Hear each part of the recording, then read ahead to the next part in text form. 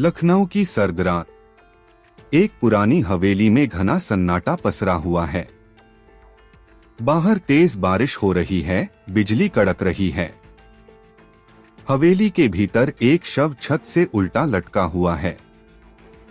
दीवार पर खून से लिखा है, एक कविता थी जो कभी लिखी ही नहीं गई। अब उसके हर अक्षर से खून टपकेगा।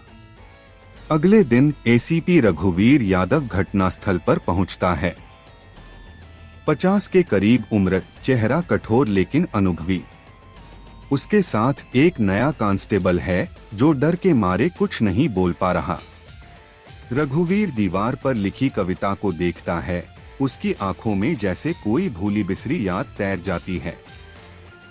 उसी वक्त एक औरत हवेली के अंदर प्रवेश करती है, डॉक्टर वान्या शुक्ला।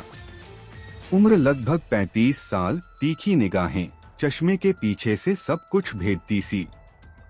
हाथ में किताबों से भरा बैग। उसकी मौजूदगी से रघुवीर को कुछ खटकता है।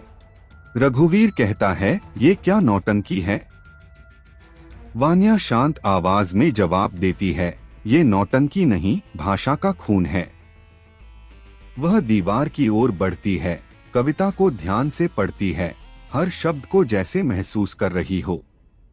फिर बोलती है, ये पंक्तियां 1910 के एक गुमनाम हिंदी कवि की अप्रकाशित रचनाओं से मेल खाती हैं।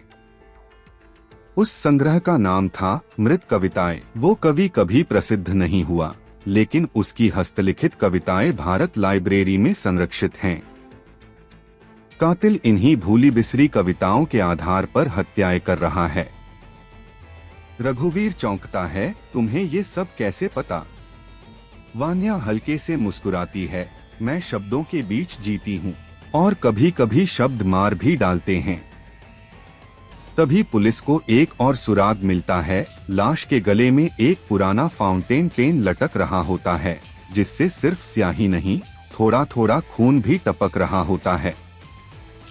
रात को वान्या अपने घर में एक पुरानी डायरी निकालती है। उसमें वही कविता पहले से लिखी होती है।